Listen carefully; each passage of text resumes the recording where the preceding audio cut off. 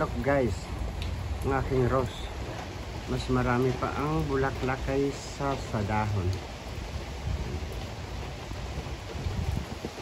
Umuulan. Umuulan ng Rome. Bumalik ng winter. Yan, kaya tinanggal ko yung ano ko. Yung aking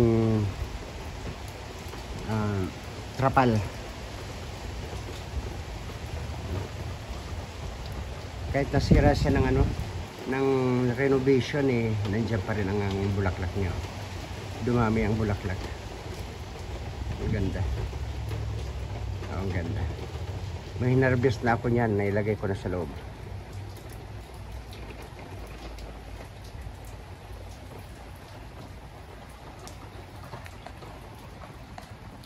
Ayan guys.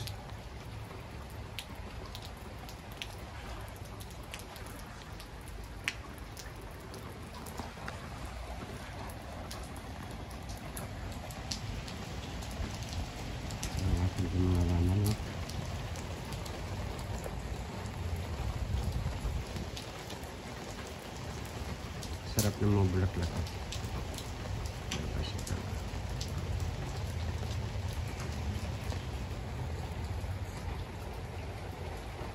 Pero ang kamomila naman, ano to?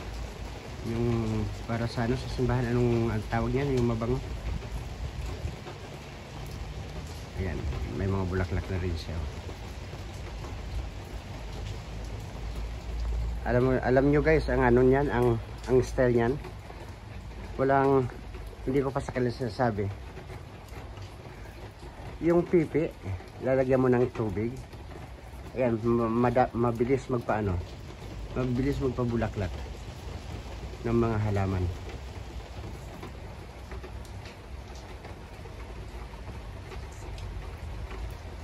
Ayan.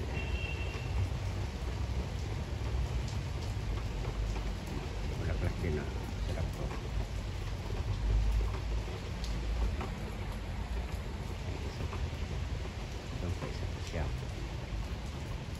Ang ating anahaw nandiyan pa rin with cactus.